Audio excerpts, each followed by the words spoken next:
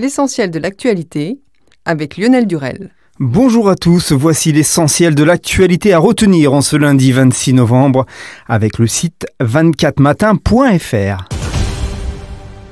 Marine Le Pen a affirmé ce jour que les gilets jaunes ne devaient pas s'en prendre aux journalistes, car certains ne sont pas payés plus que les gens qui manifestent.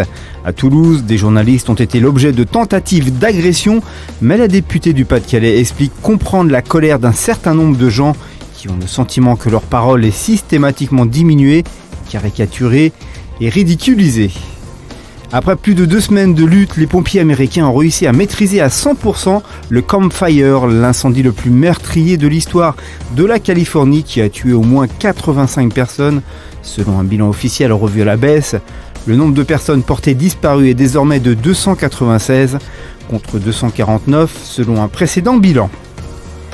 Après avoir arraché un accord sur le Brexit avec l'Union européenne, la première ministre britannique Theresa May réunit ce matin son cabinet afin de tenter de convaincre avant Noël son pays et le Parlement d'avoir trouvé le meilleur accord possible. Theresa May assure qu'un rejet de l'accord serait un retour à la case départ qui ouvrirait la porte à plus de divisions et d'incertitudes. Le prix des médicaments risque d'augmenter à partir de janvier. En cause, les honoraires de dispensation touchés par les pharmaciens qui vont augmenter et pourraient ne plus être pris en charge par les complémentaires santé. C'est un accord conventionnel passé en 2017 entre les pharmaciens et l'assurance maladie qui prévoit de compenser la baisse du prix des médicaments voulus par les pouvoirs publics et qui impacte les revenus des pharmaciens par une augmentation de leurs honoraires. Allez, en bref, et dans le reste de l'actualité, à Évreux, les chômeurs sont priés d'utiliser leurs propres papiers à imprimer lorsqu'ils viennent à Pôle emploi.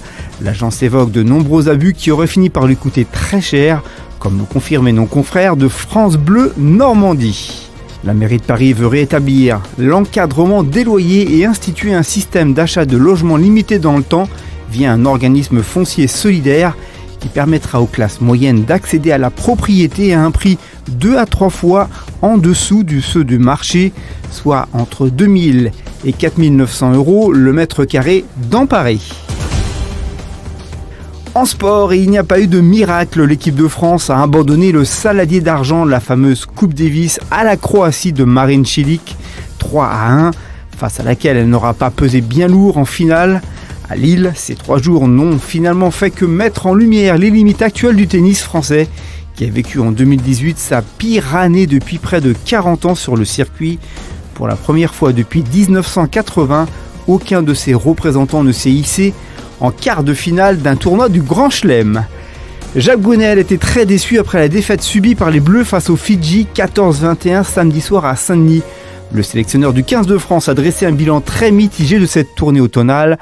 Avec 3 victoires et 8 défaites, le bilan de cette année pré-Coupe du Monde est vraiment insuffisant pour les coéquipiers de Guillaume Guirado. Allez, l'actualité du divertissement. Dans une vidéo publiée sur Facebook, alors qu'il devait se rendre à un festival sur l'île de la Réunion, le comédien Arnaud Ducret a adressé son soutien aux Gilets jaunes.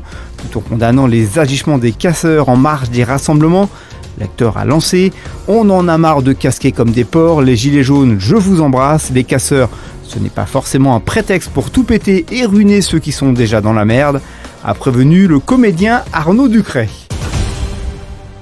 Tout de suite, on se tourne du côté de la météo qui ne sera globalement pas agréable cette semaine. Demain matin, une nouvelle perturbation arrivera par la Bretagne. Il pleuvra des Pays de la Loire aux côtes normandes. Le temps est sec mais froid avec des gelées dans l'est. Mistral et tramontagne soufflent fort en Méditerranée mais le ciel est dégagé. Côté température, elles iront de 11 à Brest à 1 pour Aurillac.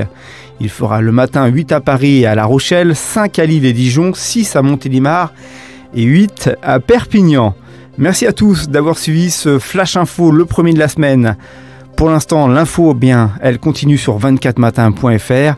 Bon début de semaine à tous et à mardi 13h.